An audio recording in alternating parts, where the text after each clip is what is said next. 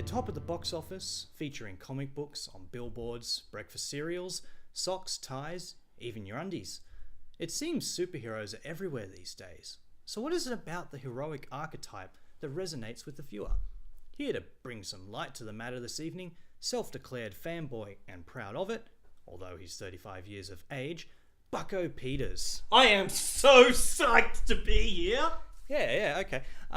So tell me a little bit about your hero, Bucko. When the staunch opponents of freedom have darkened the sky, when true believers have become oppressed beneath the heel of radical leftist calls for inclusion, when those who would cut out our tongues are sharpening their knives, when intellectual axioms are denied, when lobsters are maligned as bottom feeders and unclean according to Levitical dietary law, when inclusionary language becomes the norm, there is only one man to turn to. Superman? Thanos? Darkwing Duck? It's anti-PC man. You mean the Mac guy from the Get a Mac commercials? That was at least 12 years ago. Damn it, Jimmy! I told you to get me someone more topical. No, not him. Then who? I can't tell you. All his true believers must keep his identity a secret. Well, just between you and me.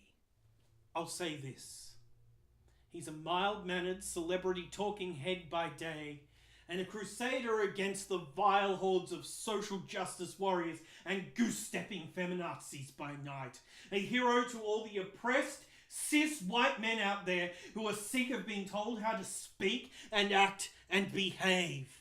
Just spill it. The one, the only, the true God Emperor, Dr. Jordan B. Peterson. Oh, I see. Your hero's not the caped variety, but the psychologist turned wannabe philosopher and right-wing mouthpiece. Oh, he's so much more than that. Dr. Peterson's true majesty can only be fully appreciated once you meet him in person. I even got to shake his hand. I haven't washed it in 12 days. That sounds unsanitary. It's okay, I've only been using it to masturbate. So, what is it about his philosophy that you find appealing? Well, he taught me that it's important to take care of myself. That's one way of putting it. And his advice has really improved my relationship with my mother. Which advice is that? That I should clean my room. Cleaning your room. Yes, Mum had been at me at years about it. I never really considered it important until Dr. Peterson told me to do it. These days I wouldn't be caught dead in an untidy room. As Dr. Peterson says, clean your room before you go out trying to save the world. And my mum has stopped nagging me so much about tidying up or getting out of the house and finding a job.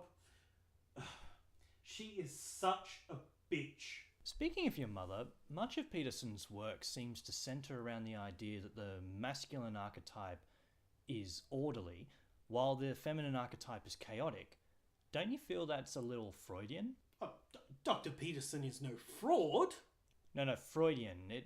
It seems he blames women for all of society's ills, which harkens back to the Oedipal complex in Freudian psychology. Well, they do control when I can have sex and who I can have it with, and that makes me frustrated. Perhaps if one of them would give me the sex I deserve... Well, that viewpoint definitely seems to resonate amongst his following of young, disillusioned white men collectively stood up at the prom of life, but I'm not sure it stands up when looking at wider society. Ugh. I hate prom and everything it stands for. It's just a bunch of girls playing guys off against each other, but they're not interested in nice guys like me. They're only interested in dominant types for mating. They're like lobsters.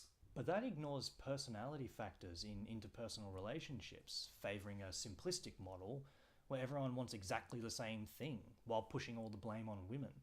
You don't find such reductive thinking a little trite? Trilobites? They're kind of like lobsters, I guess.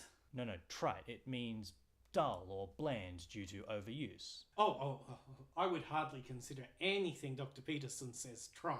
I mean, Nobody's ever told me to clean my room before. Except your mother. It just proves that he's the most original thinker of his generation. His book, 12 Rules for Life, cements his place with other luminary thinkers such as Socrates, Jung, that guy who writes Dilbert, Deepak Chopra.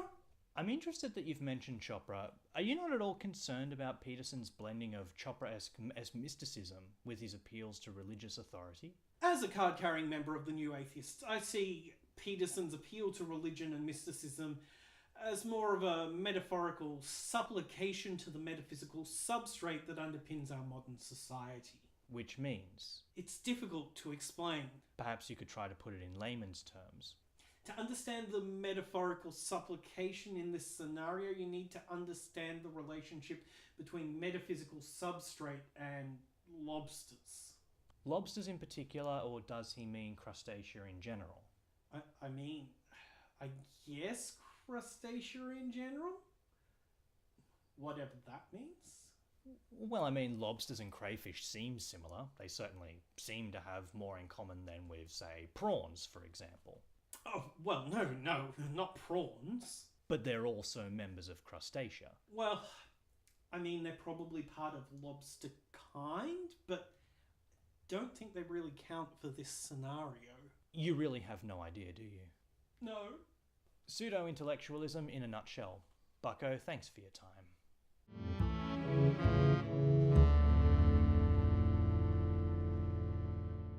Do langoustines fit into the metaphysical substrate of lobsters, or is it just crayfish? I don't know. I just want to go home and clean my room.